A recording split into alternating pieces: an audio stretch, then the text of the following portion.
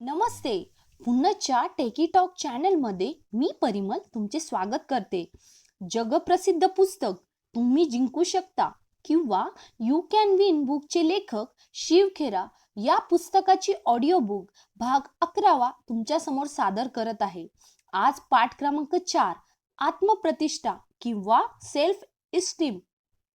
म्हणजेच आत्मप्रतिष्ठा म्हणजे काय, स्वाभिमानाचे फायदे काय, उच्च आत्मप्रतिष्ठा आणि क्षीण आत्मप्रतिष्ठा असणाऱ्या लोकांमध्ये फरक काय, सकारात्मक आत्मप्रतिष्ठा आणि नकारात्मक आत्मप्रतिष्ठा यात फरक काय असतो, शिस्तीचे फायदे काय, या सर्व प्रश्नाची उत्तरे पाठ क्रमांक 4 मध्ये दिलेली आहे. पुण्यात पेन्सिलचा जुडग्याचा गठ्ठा आणि कटोरा घेऊन रेल्वे प्लॅटफॉर्मवर एक भिकारी बसला होता.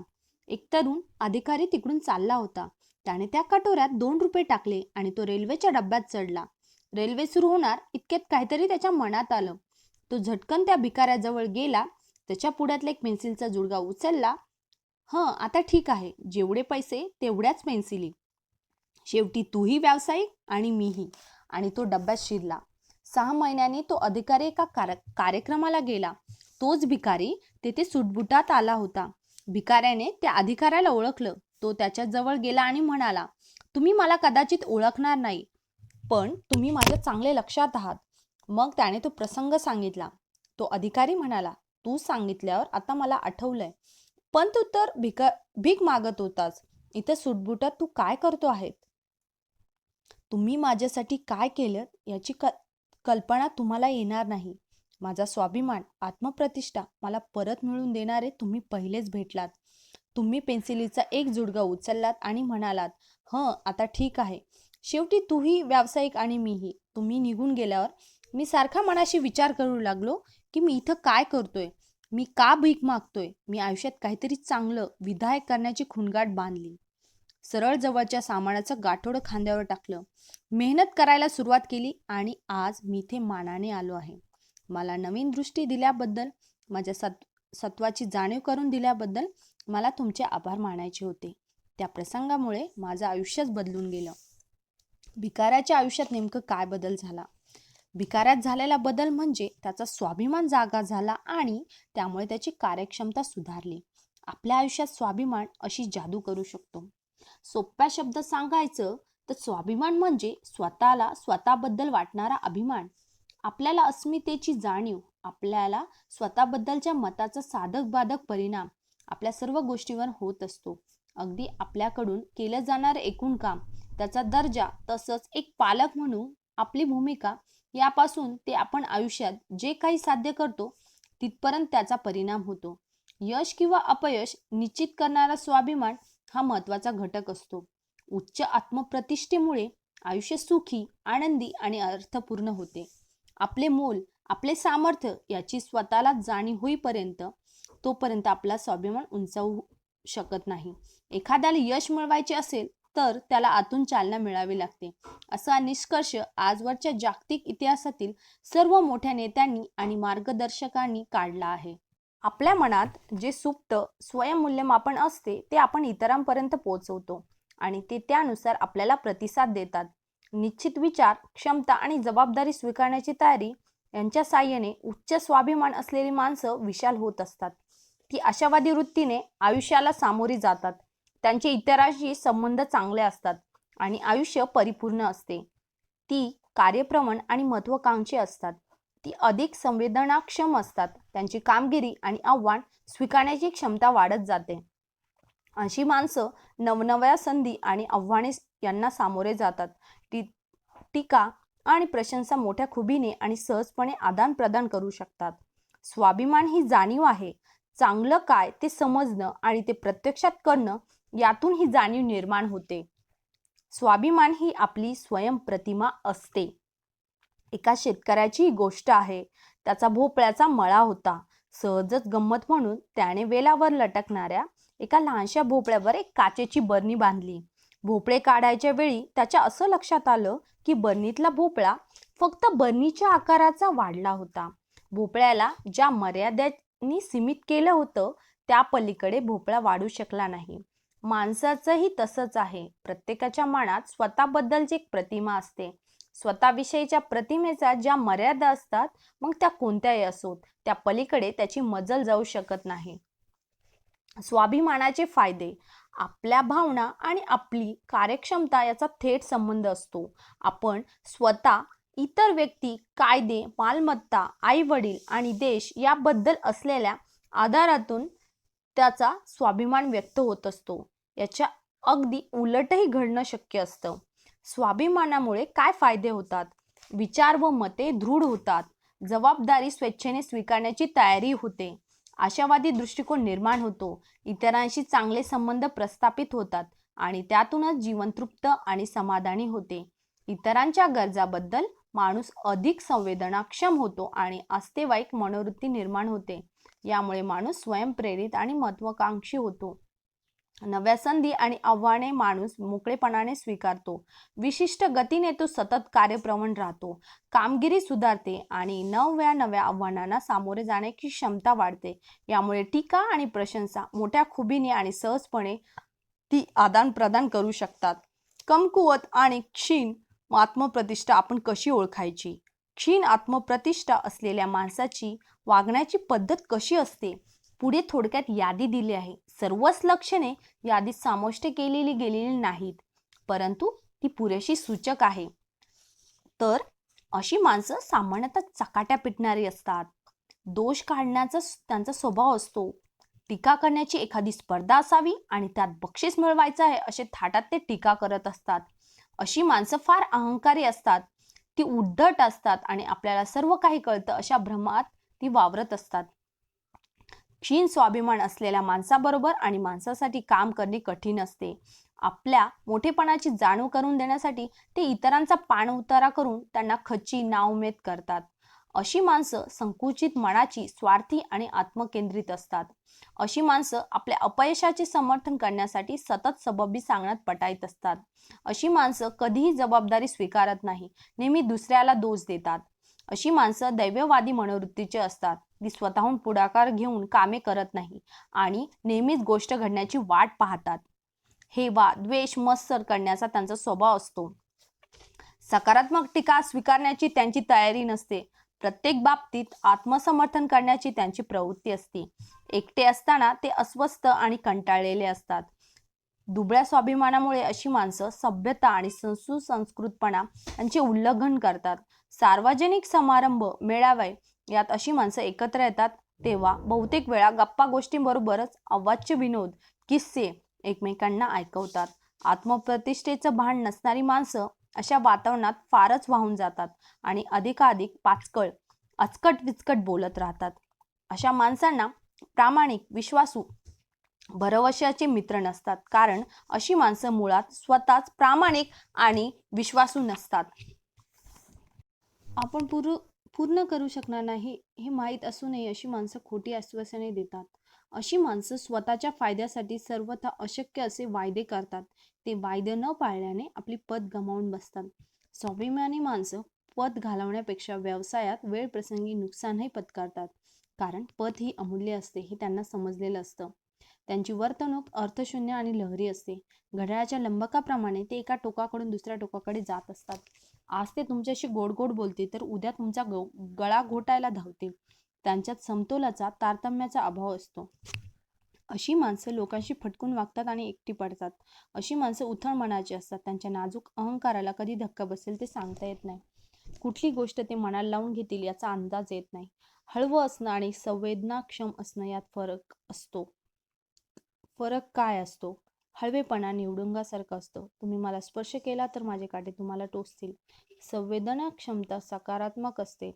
आस्था बाळगणारी, काळजी घेणारी असते. काही वेळा एका शब्दाऐवजी दुसरा शब्द वापरून गल्लत केली जाते. लोक म्हणतात, अमक्या तमक्याशी बोलताना काळजी घ्या. तो किंवा ती संवेदनाक्षम आहे. त्यांना खरं म्हणायचे असते तो माणूस हळवा आहे, तर जपून बोला. कायम नकारात्मक दृष्टिकोनातून सगळ्याकडे पाहत असल्याने सगळीकडून नकारात्मक, निराशाजनक गोष्टी घडण्याचीच ते अपेक्षा करतात व परिणामी तशाच गोष्टी घडत असतात.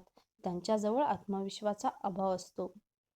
त्यांना सतत दुसऱ्यांकडून मान्यता आणि पाठबळ हवं असतं. दुसऱ्यांकडून मान्यता मिळण्याची अपेक्षा करणं वेगळं आणि दुसऱ्यांचा अभिप्राय मागणं वेगळं. दुसऱ्याचा अभिप्राय जेव्हा आपण मागतो तेव्हा खरं तर आपण सल्लामसलत करत असतो, दुसऱ्यांच्या आधाराची अपेक्षा करतो. तेव्हा आपल्या आत्मविश्वासाच्या अभावाची कबुली आपण देत असतो. स्वतःबद्दल बडाया मारणं हे सुद्धा आत्मविश्वास नसल्याचं लक्षण असतं. तिसरं, मवाळ, दबणारे किंवा भित्री वर्तणूक अशी माणसे सतत हीन अवस्थेत याचना करत दुसऱ्यांच्या दयेवर जगतात. अशी माणसं कायम स्वतःकडे कमीपणा घेत असतात, परंतु याचा अर्थ ती नम्र असतात असा नाही. नम्रता ही आत्मविश्वासाने येते. या उलट आत्मविश्वास नसल्याने माणूस स्वतःचा क्षुल्लक लेखतो. आत्मविश्वासाचा अभाव असलेला माणूस प्रभावशाली नेता होऊ शकत नाही. त्याच्यामध्ये आत्मविश्वास नाही हे इतरांना लगेच जाणवते आणि त्याच्याबद्दलच्या आदराला तडा जातो. ठामपणाचा अभाव. दुबळे आत्मभान असलेली माणसं आपल्या मतावर ठाम नसतात. या उलट अकारण आक्रमक वागणं हे सुद्धा कमजोर आत्मभानाचं लक्षण आहे. सहानुभूतीने वागणं आवश्यक असतं, तिथं आक्रमक वागणं म्हणजे ठामपणा नव्हे. आत्मविश्वास नसला की माणसं कळपातल्या मेंढ्यासारखी वागू लागतात. सगळेजण करतात मग मला सुद्धा तेच केलं पाहिजे ही भावना त्यांच्यात बळावते. सहकारांच्या दडपणाखाली राहणारी माणसं लोकांनी आपल्याला स्वीकारावं म्हणून चुकीच्या व अनिष्ट गोष्टी करत असतात. कमकुवत मनाची माणसं आत्मविश्वास नसल्याने इतरांच्या मान्यतेचा आधार घेण्यासाठी वाहवत जातात. खोट्या प्रतिष्ठेचा देखावा करत राहणे असे लोक समाज मान्यतेसाठी, प्रतिष्ठेसाठी ओढून ताडून बरोबरी करण्यासाठी आपल्या ऐपतीबाबत बाहेर खर्च करतात. आपल्या गरज नसलेल्या वस्तू खरेदी करतात आणि आपल्याला न आवडणाऱ्या लोकांवर छाप पाडण्याचा प्रयत्न करतात. चार चौघांपेक्षा फटकून वेगळे दिसणारे किंवा लक्ष वेधून घेणारे वर्तन लक्ष वेधून घेण्यासाठी, उठून दिसण्यासाठी म्हणून आत्मप्रतिष्ठेचा अभाव असणारी माणसं वाटेल त्या अर्थशून्य गोष्टी करायला मागे पुढे बघत नाही. आपणही कोणीतरी आहोत अशा भ्रमात ही माणसं वावरतात. इतरांपेक्षा वेगळे दिसावे आणि इतरांचे लक्ष वेधावे म्हणून काही लोक जाणीवपूर्वक विचित्रपणे वागतात. अतिरेकी बड्या मारणारी किंवा विदूषकी चाळे करणारी माणसं या प्रकारात येतात. अशी माणसं निर्णय घेऊ शकत नाहीत आणि जबाबदारी स्वीकारत नाही. धैर्याचा अभाव आणि टीकेची भीती यामुळे त्यांना निर्णय घेता येत नाही. ते वरिष्ठांविरुद्ध दंड थोपटून उभे राहतात. स्वतःच्या निश्चित वैचारिक भूमिकेमुळे बंड करणं आणि दुबळ्या आत्मभानामुळे बंड करणं यात माझ्या दृष्टीने फरक आहे. Mahatma Gandhi, Martin Luther king आणि अब्राहम लिंकन यासारखे विश्ववंद्य नेते हे बंडखोर होते. त्यांच्या निष्ठामुळे त्यांना धैर्य प्राप्त होऊन त्यांनी सत्ताधाऱ्यांविरुद्ध बंड केले. कमकुवत आत्मप्रतिष्ठा असलेला माणूस वरिष्ठ हा केवळ वरिष्ठ आहे म्हणून बंडाचे निशाण उभारतो. मग त्या वरिष्ठाची भूमिका रास्त असली तरी तो मागे हटत नाही. अशी माणसं समाजाशी फटकून राहतात आणि एकल कोंडीही असू शकतात. अशी माणसं दिशाहीन असतात आणि ती कुणाची पर्वा करत नाही असे त्यांच्या वर्तनावरून जाणते. इतरांच्या चांगल्या कामाची प्रशंसा करणं आणि त्यांचा स्वीकार करणं त्यांना फार कठीण जातं. प्रशंसा करताना आपल्या बोलण्याचा चुकीचा अर्थ लावला जाईल असं त्यांना वाटत राहतं आणि कोणी त्यांची प्रशंसा केली तर आपली तेवढी योग्यता नाही असं त्यांना वाटतं. आपण अपात्र आहोत असं वाटणं म्हणजे नम्रता नव्हे.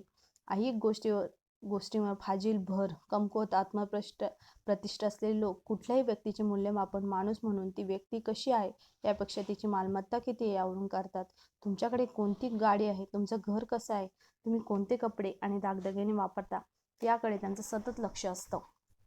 या वस्तू माणसानेच निर्माण केलेल्या असतात. या वस्तूमुळे माणसे निर्माण होत नाहीत हे ते विसरतात. दुबळ्या आत्मभानाची माणसं माणसाचीच किंमत त्यांची क्षमता व पात्रता यावरून न करता त्यांची संपत्ती, त्यांची मालमत्ता यावरून करतात. नव्या नव्या वस्तूंच्या जाहिराती वाचून त्या घरात आणून त्यांचा वापर करायचा यातच त्यांना आपल्या आयुष्याची किती कर्तव्यता वाटते. त्यांच्या दृष्टीने भारीतले भारी कपडे हेच प्रतिष्ठेचं लक्षण असतं. त्यांच्याजवळचा प्रतिष्ठेचा निर्देशक असणाऱ्या सर्व वस्तू त्यांच्याजवळून काढून घेतल्या तर ते शरमेने मरतील. ते रॅट रेसमध्ये शिरतात. रॅट रेसची समस्या अशी असते की त्यात जिंकलात तरी तुम्ही उंदीरच राहतात असे लिली टॉमिल्सने म्हटले आहे. ते योग्यच आहे. आत्मप्रतिष्ठेच्या अभावी त्यांचे व्यक्तिमत्व कलाहीन वाटते. संस्कारहीन असल्याने त्यांना वागण्या बोलण्याची रीतभात पोच नसते.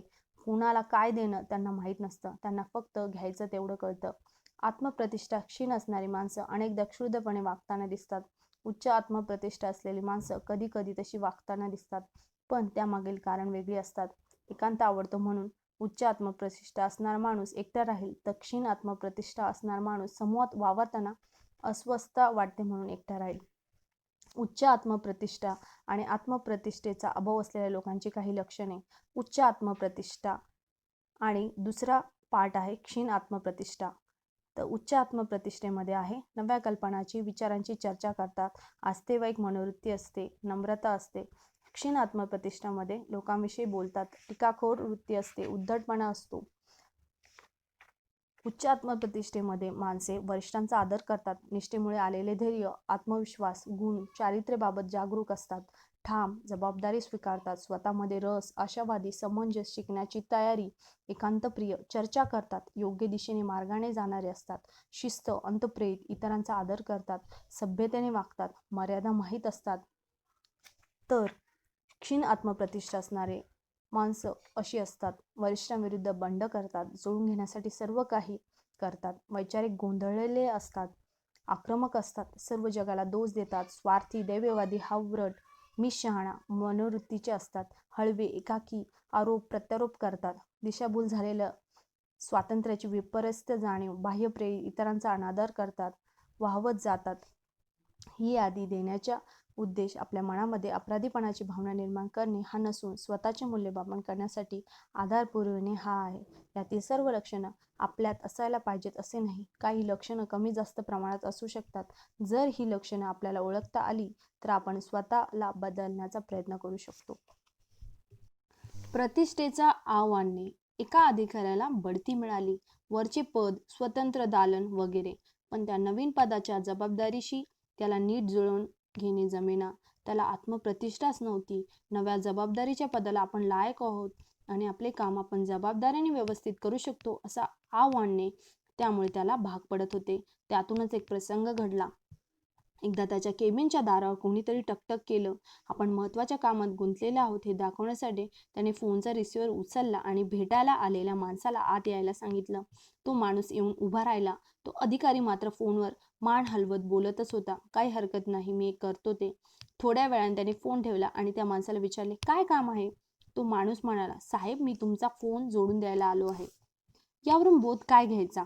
ढोंग कशासाठी करायचे? खोटा आव आणून आपण काय सिद्ध करू पाहतो? आपल्याला काय साध्य करायचे असते?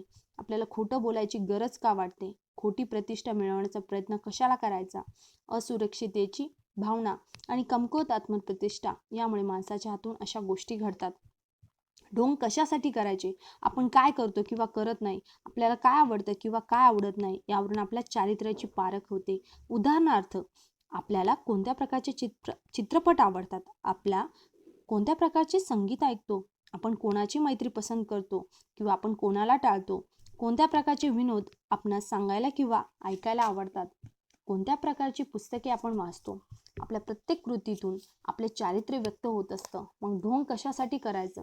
माझा असा विश्वास आहे की जर एखाद्या माणसाकडे निष्ठा, संवेदनशीलता व सहकार्याचा दृष्टिकोन असेल तर तो माणूस त्याच्या प्रयत्नातून इतरांमध्ये बदल घडवून आणू शकतो. अशा व्यक्तीला आपल्या अस्मितेची, कर्तृत्वाची रास्त जाणीव व अभिमान असतो. सकारात्मक आत्मप्रतिष्ठा. आत्मसन्मानाची उचित जाणीव, आत्मविश्वास, आपले मोल ओळखणे, स्वतःला स्वीकारणे, स्वतःबद्दल प्रेम, आत्मज्ञान, स्वयंशिस्त. नकारात्मक आत्मप्रतिष्ठा. स्वतःला शुद्ध लेखण्याची वृत्ती, स्वतःबद्दल साशंकता, उपजत गुणांचा स्वतःहून ऱ्हास करून अधोगतीस जाणे, आत्मनिंदा, स्वतःला नाकारणे, आत्मकेंद्रित वृत्ती, मतलबीपणा, स्वतःला फसवणे, आत्मवंचना, स्वतःचे लाड पुरवण्याची आसक्ती. स्वाभिमान बाळगणे याचा अर्थ अहंकारी असणे असा नव्हे. माणूस स्वतः अशांत असेल तर तो इतरांशी शांतपणे वागू शकत नाही. आपण आपल्याजवळ नसलेली गोष्ट इतरांना देऊ शकत नाही. तसेच स्वाभिमान निर्माण करणारे घटक मुळात आपल्या स्वतःमध्ये असल्याशिवाय ते इतरांमध्ये रुजून त्याच्या स्वाभिमान जागृतीला आपण मदत करू शकत नाही. सर्वात प्रथम आपण आपली स्वतःची योग्य दखल घेण्याची आणि स्वतःला चांगल्या स्थितीत आणण्याची गरज आहे. अगदी विमानात सुद्धा सुरक्षिततेच्या सूचनांनुसार ऑक्सिजनचा मास्क आधी स्वतःच्या तोंडावर लावायचा असतो आणि मग आपल्या मुलाच्या. असं वागणं म्हणजे स्वार्थीपणा नव्हे. आपल्याला असणारी स्वतःबद्दलची अभिमानाची जाणीव अशी स्वाभिमानाची व्याख्या करता येईल. आपण स्वतःकडे ज्या दृष्टीने पाहतो त्यानुसार आपल्या मनात आपली स्वयंप्रतिमा तयार होते. आपल्याला जेव्हा स्वतःबद्दल विश्वास वाटतो तेव्हा साहजिकच आपली कामगिरी उंचावते. आपण करत असलेल्या कोणत्याही गोष्टीची गुणवत्ता वाढते. पाठ क्रमांक 4, आत्मप्रतिष्ठा यातील भाग 11 समाप्त. खाली डिस्क्रिप्शन बॉक्समध्ये संपूर्ण यू कॅन विन बुकची मराठी ऑडिओबुकची प्लेलिस्ट दिलेली आहे. त्यानंतर हे बुक संपूर्ण झाल्यानंतर या बुकचा थोडक्यात सारांश मी घेऊन येणार आहे मराठीमध्ये. काही सजेशन असतील तर कमेंटद्वारे शेअर करावे. Please like, share and subscribe my channel. Don't invest in others, invest in your self. धन्यवाद.